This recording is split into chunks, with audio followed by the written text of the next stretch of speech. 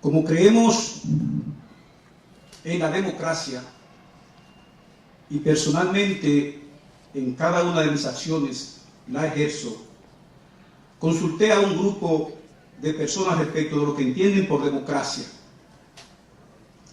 y una mayoría coincidió en que democracia es equidad, participación, derechos, libertad, respeto y justicia.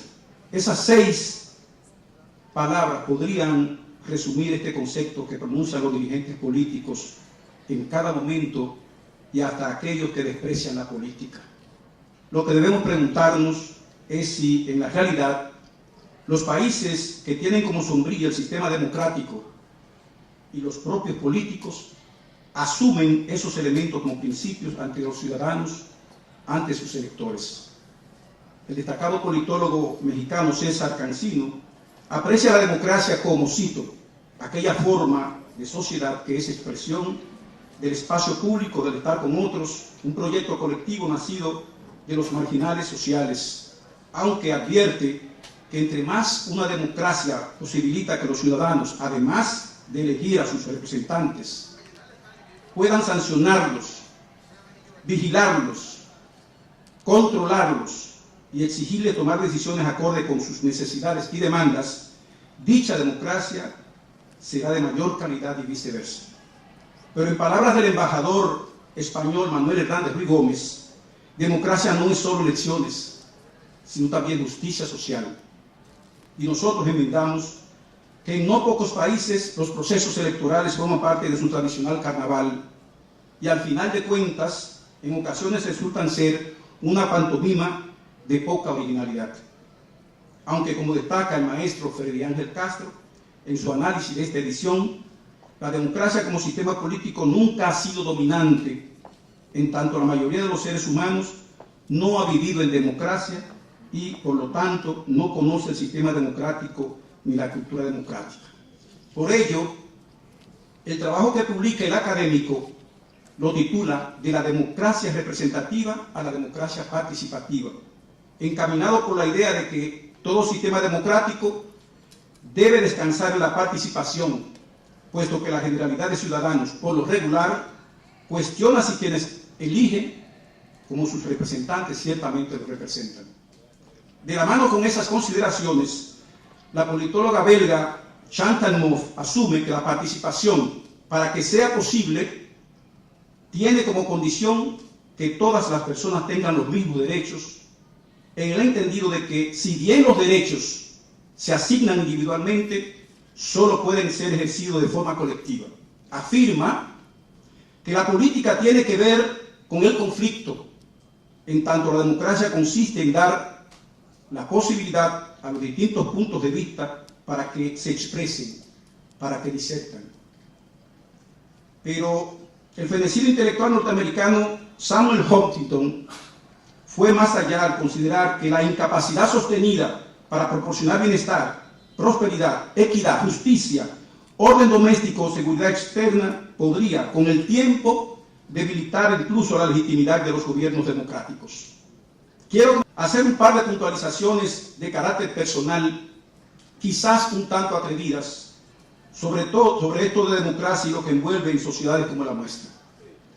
Esa incapacidad a la que se refiere Huntington se expresa a diario en la irresponsabilidad con que se maneja una cantidad de políticos desde los estamentos de poder, llámese funcionarios del gobierno, legisladores, jueces, alcaldes y otras autoridades, quienes actúan de conformidad con sus proveedores, quienes responden a sus deudores de favores y, más que todo, a sus intereses, no a los intereses de la ciudadanía y el país. Escasas veces piensan en los resultados finales de sus actos, en el daño que causan a las futuras generaciones, en las reales consecuencias, que al decir del Nobel de Literatura del 98, José Saramago, en su ensayo sobre la ceguera, cito, si antes de cada acción pudiésemos prever todas sus consecuencias, nos pusiésemos a pensar en ellas seriamente, primero en las consecuencias inmediatas, después las probables, más tarde las posibles, luego las imaginables, no llegaríamos siquiera a movernos de donde el primer pensamiento nos hubiera hecho detenernos. Y precisamente ahora, que recién concluye el proceso de recomposición de la Suprema Corte de Justicia, enmarcado en un escenario bastante vilipendiado, se hace necesario revisar actitudes y comportamientos. Qué tan enormes resuenan en estos tiempos los versos de la poetisa inglesa Edith Sitwell cuando decía: este mundo moderno no es sino un débil tablero de juego que flota sobre un infierno poco profundo. Por todo esto entiendo que en cierta manera debemos repensar hasta el concepto agradecimiento, porque ser agradecido en lo personal jamás puede ser pecaminoso. Por el contrario, es una gran virtud, es un sentimiento de personas nobles, pero en el ejercicio de una función pública debe tener ciertos límites. Por solo un ejemplo, y aquí que hay magistrados y una gran cantidad de abogados y profesionales del derecho, se debe ser agradecido en la impartición de justicia. Se marcaría esto en la llamada democracia. Y más que eso, se puede pretender una democracia sana y robusta, con un sistema de justicia amordazado, con jueces estresados, atemorizados, acobardados. Viene al caso recordar un artículo que le publiqué hace varios años a un talentoso jurista amigo, en el que explica magistralmente las razones por las que un juez nunca debe ser agradecido. Pero ese tema podría tornarse extenso y hasta complicado para abordarlo en este escenario, por lo que les dejo a ustedes la reflexión. A poco menos de un año de dar la campanada para abrir los colegios electorales en las elecciones nacionales, País Dominicano Temático asume este cardinal tema en el propósito de encauzar el debate sobre algunos puntos de interés que permitan edificar a la sociedad en torno a las nuevas bases jurídicas que normarán los venideros procesos electorales, siempre tratados por profesionales autorizados en la materia. Cada tema lo afrontamos con la mayor entereza y responsabilidad, independientemente de las alianzas estratégicas, partiendo de que esta publicación es un foro abierto en donde se impone la pluralidad sin cortapisas para las ideas y el debate, siempre que se enfoquen desde el más alto nivel en procura de que sirva de fuente de orientación a aquellos interesados en buscar una aproximación a la verdad, en la firme creencia de que solo en una sociedad democrática, donde las oportunidades constituyan una herencia común, se pueden desarrollar mejor las aptitudes y capacidades y hacer uso racional de ellas.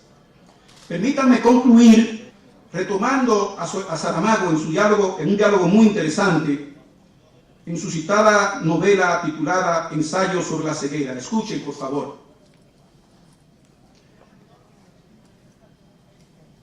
Ha llegado el momento en que tenemos que decir lo que vamos a hacer. Estoy convencida de que todo el mundo está ciego. Al menos se comportan como tales las personas que he visto hasta ahora. No hay agua, no hay electricidad, no hay abastecimiento de ningún tipo. Estamos en el caos. El caos auténtico tiene que ser esto. ¿Habrá un gobierno?, dijo el primer ciego. No, no lo creo. Pero en caso de que lo haya, será un gobierno de ciegos gobernando a ciegos. Es decir, la nada pretendiendo organizar la nada. Entonces, no hay futuro, dijo el viejo de la venda negra.